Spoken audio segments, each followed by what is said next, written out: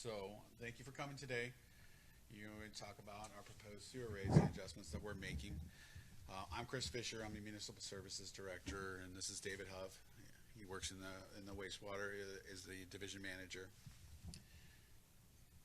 The agenda today, we're going to go over like why we need to do a cost of service study, the overview of how we did the charge methodology, our overall financial plan, what our cost of service and the rate design, proposed rates, and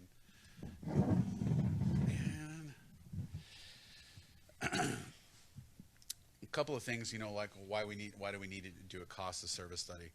So our current sewer rate revenue was just about covering our operating costs, and it really wasn't sufficient enough to cover our, you know, any debt that we had or any capital improvement projects that we needed to do. And as you're probably aware, our wastewater plant was installed in the 70s. It was primarily funded for the Clean Water Act, so it was about 90% federal and state funded. So the ratepayers only paid for about 10% of it. But we've been using this plant for, you know, since the late 70s, early 80s. We had minimal upgrades.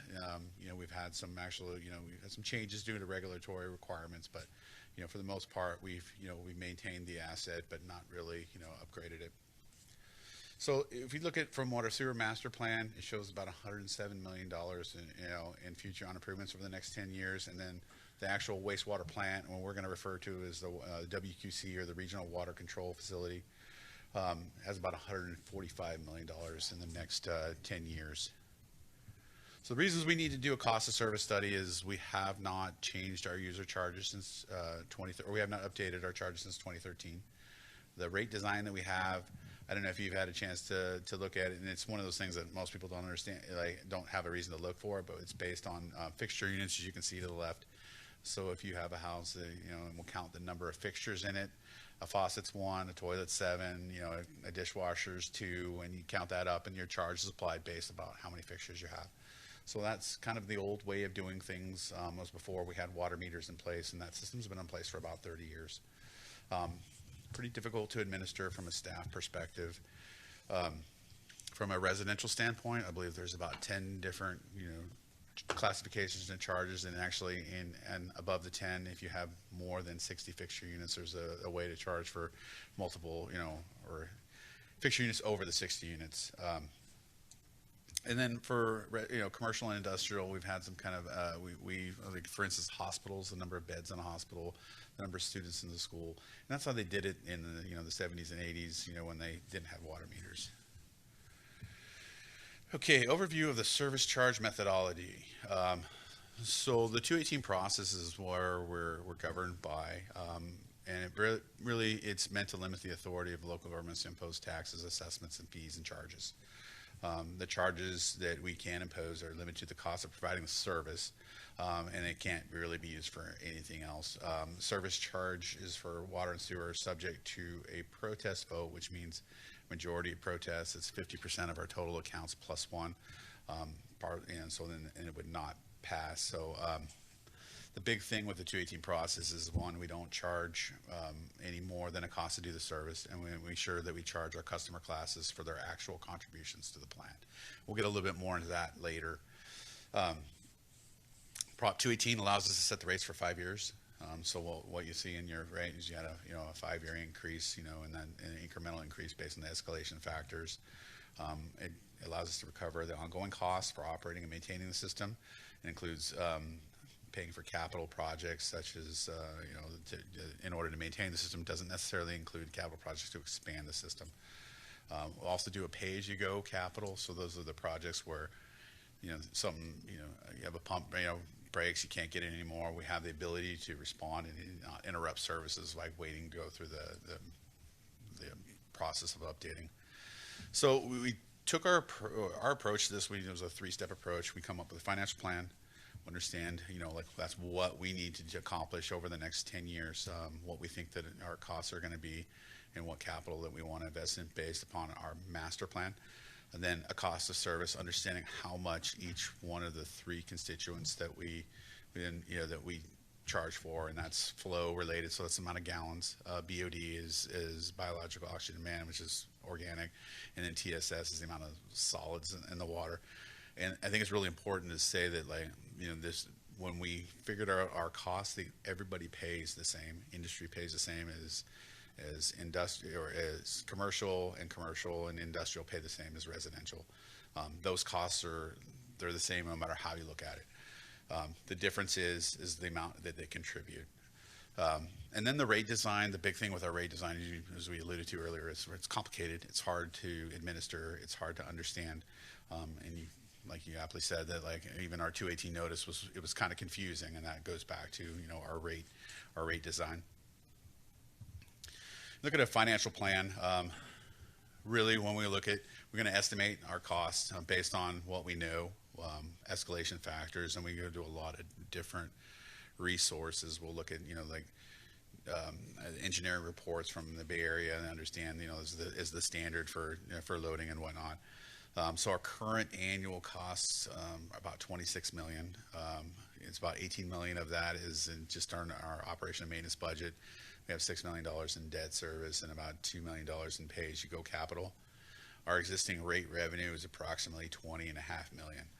So you can see that there's a little bit of a discrepancy on it. And so what the city's been doing is they've been using some of the reserves to operate the plant in the hopes of, and the reserves are there in case there's times where pricing changes, and sometimes it comes back, sometimes it doesn't. And we go over a little bit, and later on we'll understand like where things are changed and kind of explain that a little bit. It's also important to know that like what can constitute rate revenue. So rate revenue is really the protected class in this. So anything that we talk about is going to be our operation maintenance costs, our debt service, our capital costs, but then we subtract out the non-rate revenues. Those are things that are like interest on our reserves. If we do any penalties or any late charges, those are all not included in the rate, and we use those, to offset the cost of the service. So we'll invest them back into the plan, ultimately make it cheaper for our residents. So our total net revenue requirements don't include the non-rate revenues. So we're not anticipating using that. And you can see from 23, 24, we took a pretty significant jump in our overall costs, and what was going on in that time. We were all kind of fighting, the raw material shortages. I think there was a chlorine factory that burned down, and it really drastically changed everything. From there, we had a more predictable pattern of inflationary costs.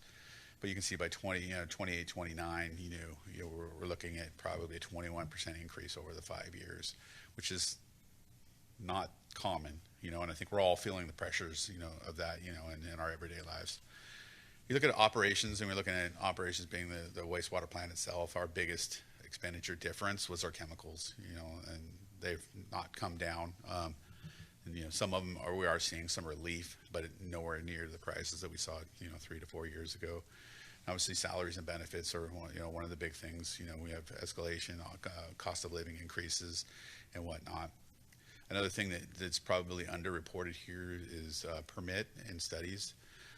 We are going, there's a lot of things that we need to do just to maintain our compliance with the state and water boards. And I think we have one study that it's going to be over 5 years, and I can't imagine what that costs to have a bunch of scientists look at a drop of water in the Delta Mendota for 5 years.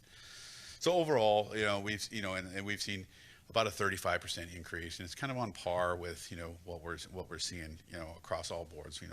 And I say in the bigger picture, not just 1 year, but it's over the the 5 year.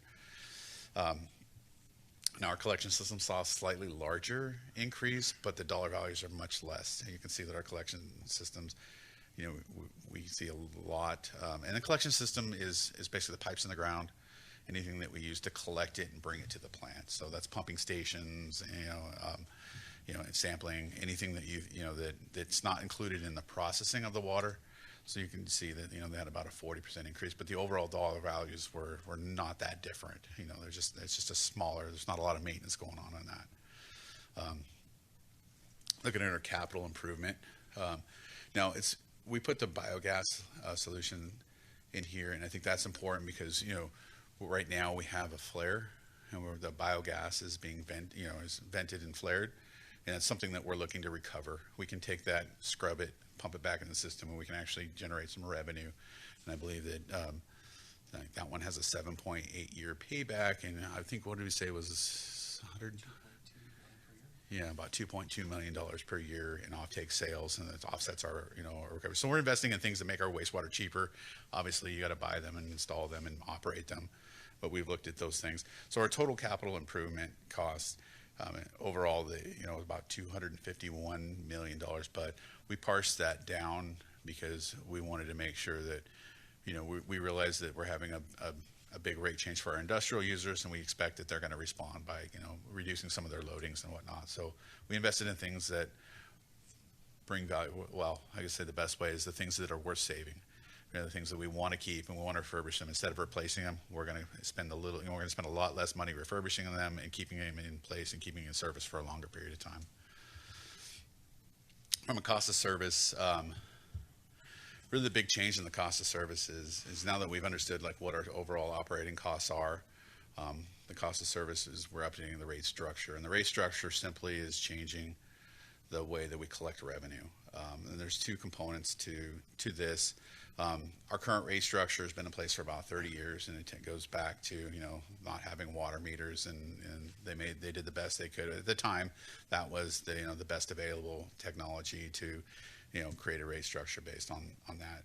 So the big change is we're moving away from fixture units, and we're going to water usage. Winter water usage is a proxy for sewer flow. And what that means is we looked at all of our water users, and we said for January, February, March, we said how much water does an average household use as a representation of what they would be contributing to the sewer. Obviously, not all of that comes to the sewer, but generally you don't have any landscape watering that's throwing anything off.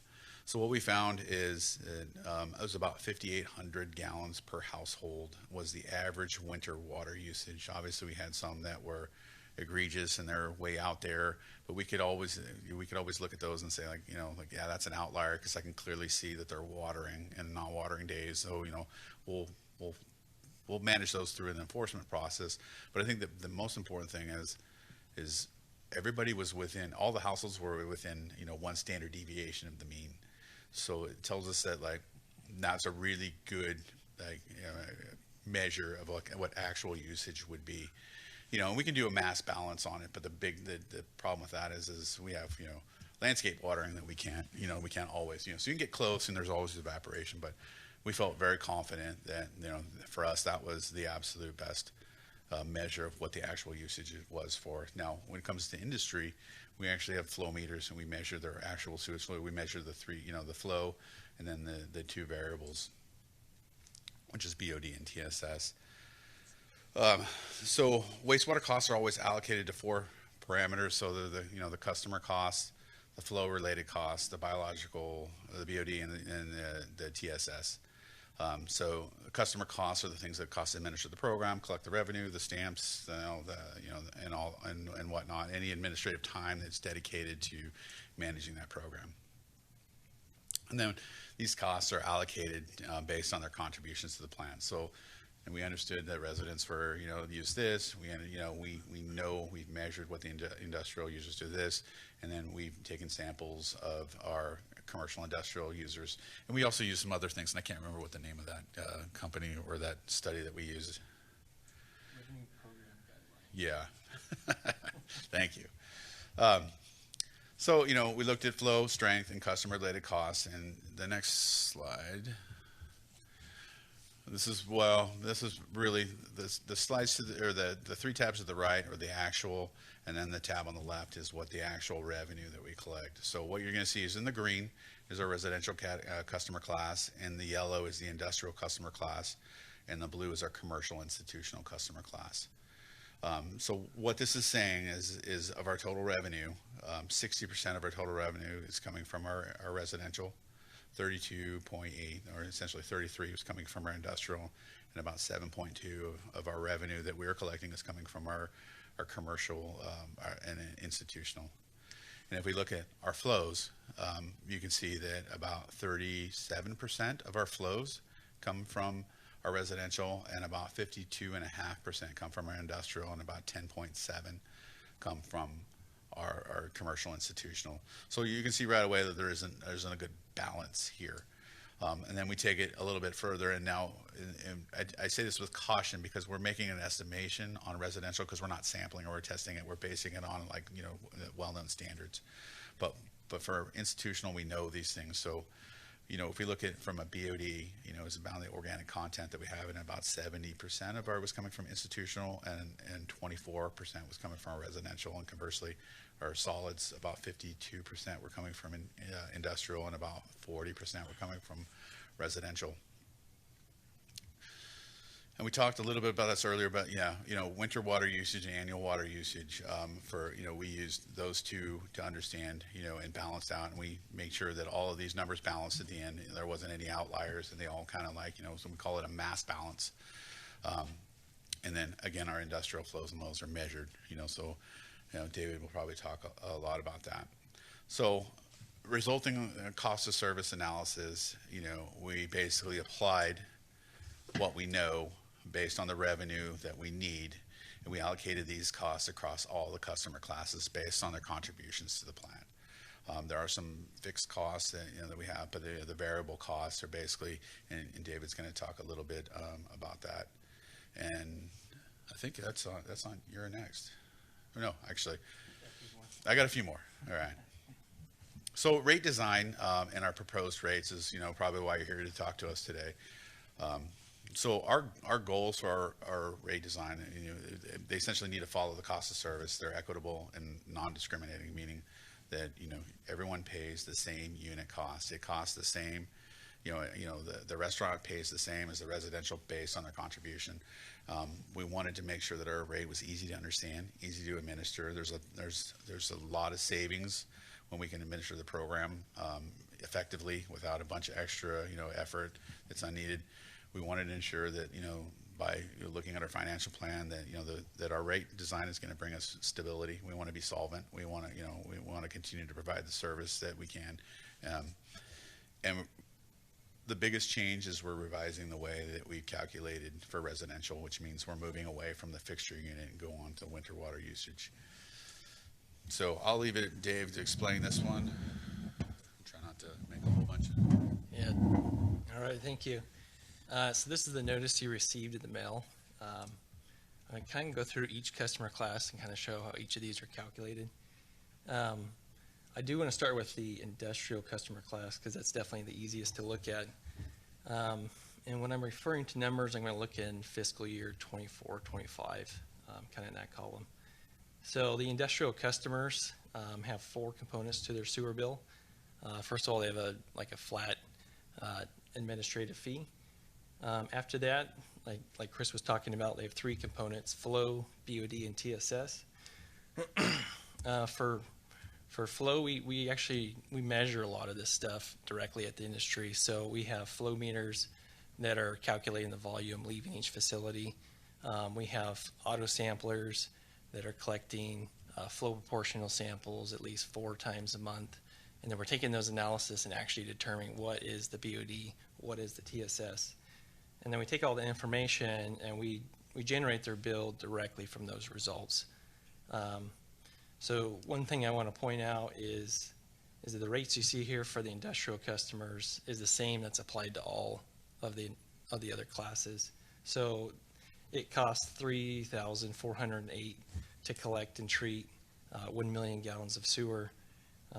It costs $364 to treat 1,000 pounds of TSS and $691 to treat 1,000 pounds of BOD.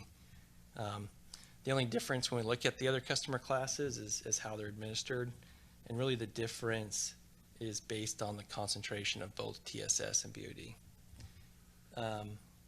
If we look down at City of Ceres, they have their own customer class. Essentially, they are treated just like an industrial customer. We're out there measuring their flow, TSS, and BOD. The only difference is they deliver their wastewater directly to the wastewater treatment plant. So before I mentioned it costs $3,408 to collect and treat about 1 million gallons of wastewater. If they deliver it to us, it's about $3,111 just for us to treat it. And then you'll see the next 2 rates match for BOD and TSS, and that's because those charges are taken care at the treatment plant. Going back to the top, so residential. So they have two charges. You have an administrative charge, and then either a single family charge or a multi-resident, and then we have metered and non-metered. You kind of want to touch bases on that one real fast? Yeah, and I think a lot of the confusion came from the metered and non-metered. And the difference between metered and non-metered was simply metered is that customer receives drinking water from the city of Turlock. We do have county islands that have different water districts that are managed by the city of Modesto in some cases, and some are actually private, and they would be the unmetered. So when we report, you saw earlier that we had about 10 different classes. Metered, unmetered, all those classes paid exactly the same price. The only difference was one got drinking water, one didn't. But the way the 218 we need to report it is we report the change for the average or the highest average of that customer class. So metered, we have about 19,000 accounts, and non-metered we have about 377 accounts. So it's a very, very small sample size. So the unmetered, the majority of the accounts, 52% of them were in the smallest, the smallest customer, or the cost range, which would be the 1 to 15. So that's why we reported that on there. So their change will be, they're the ones that will receive a $2.30 increase. There are not that many of them, but then the single family metered was 42% of them were the 20 to 25, I believe it's 20 to 25. So that's why we displayed that. And in reality, there was 10 different ones, and they all, then the end result is they'll all be, $39.42.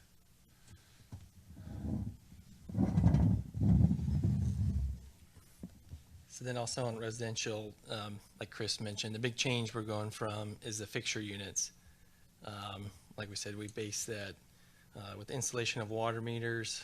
We base the volume on the winter water usage, which is kind of the best practice today for estimating residential flows. Moving down to the institutional and commercial. So these customers will have a fixed charge and a volumetric charge. Let me go back a slide, there we go. And just like the residential customers, their current rate is also based on the fixture count, except for residents, or except for restaurants, hospitals, and schools. Restaurants is actually based on how many seats are in the restaurant. Schools are how many schools are in there, and hospitals based on beds, which, like Chris said, that is a system that was most common in the 80s, and now we're kind of bringing it up to best practice. The residential class, there is a wide range. So you can have anywhere from like a small bookstore to a light industry. So if you can imagine, like residential houses was very similar in wastewater flow, this category is going to be all over the place. So we actually base their wastewater flow on the water going into the property. So we're assuming that everything comes in is coming out as sewer. There's some instances where that doesn't make sense. If a commercial customer has a lot of landscape, we'll actually go in there and put in a separate landscape water meter. And so we'll actually separate out. We know the water going to the building and the water going to the landscape. There's other circumstances where a commercial customer could truck in a volume of water, and so therefore the sewer leaving is not representative of the water going in there. So we'll actually go on those accounts, put in a separate flow meter so we can account for the water leaving the facility. And that kind of goes the other way too. You can have a customer that's bottling water and shipping it out, so that water coming in is not leaving the facility. That would be the other example where we would actually go and actually have a separate water meter and sewer meter. And then just kind of like water volume, concentrations also can be all over the place. Like I said, if you have a bookstore and a light industry, if you can imagine from a load standing, those are, they're very different. So if we do know the actual loads, we'll use those. But more than likely, we will rely on the State Water Board. They have generated a revenue program guidelines for wastewater agencies, where they've actually gone into all these industries, dentist offices, and actually figured out what the TSS and BOD. So most of the time we're able to use that report and bring the concentration over. This is kind of what it looks like for commercial customers. They have three categories: low strength, medium, and high. And so we've made these essentially these three buckets where we'll define on which customers will fall into which one.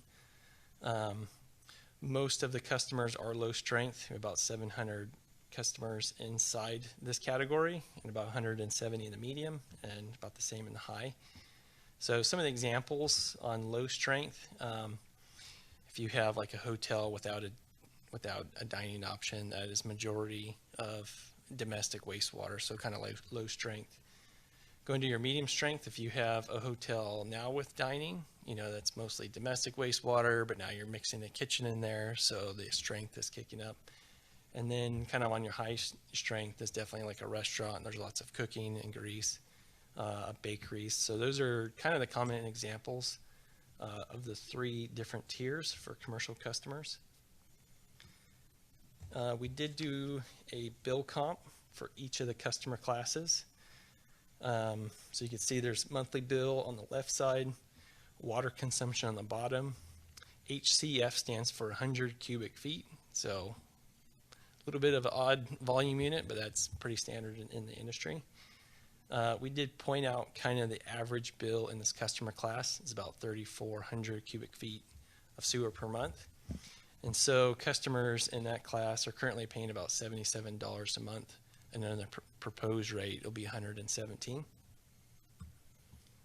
For the medium strength customers, they're currently paying about $144 on average, and that rate is expected to go to $253 per month. The commercial high, currently the customers are paying $196 on average, and the proposed bill will take it up to about $335 per month.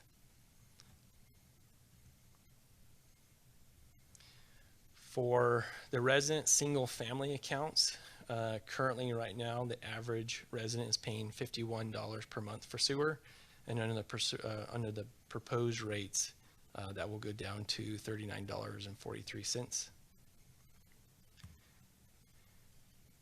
For the industrial customers, this is an increase for them.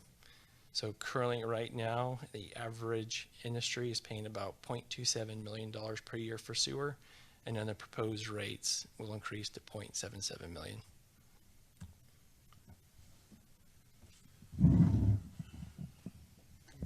A couple of things. Obviously, we realize that this is a big change for our industrial customers, and we realize that they're really our economic engine. We need them there. So we worked with them. We did outreach to all of them to try to explain, essentially what we're explaining here, and sometimes in greater detail. We're able to, get a hold of 100% of them. We've been able to do one-on-one, meetings, sometimes several meetings with about 15 of those, so it's about 88%. And I think after tomorrow we'll have, one more. And, it's more along the lines of like explaining where we're coming and why we have to do it. There's a lot of these, things. We are governed by the 218 process, and when there's a realignment, it needs to be done. It's required to be done in the first year. So, the majority of the increase for them is from the realignment, but there's also the factor that we're asking for more revenue, which is to tune about $6 million a year. So, and to kind of give you an idea of how much the $6 million affects, it's only about 12% of the total increase. The big change was the realignment. So the next steps, obviously, we sent out the public notices, the notices to everyone. The public hearing will be held on the 8th of this month, which is next Tuesday. And if there's no majority protest, the new rates will be adopted. Usually they will have a second hearing for that, and then after that, the new rates will take effect on January 1st of 2025. Any questions for us? Did we? Yeah, a lot of information. Yeah, but thank you for being here. We certainly appreciate it. If something comes up, feel free to, call us or email us.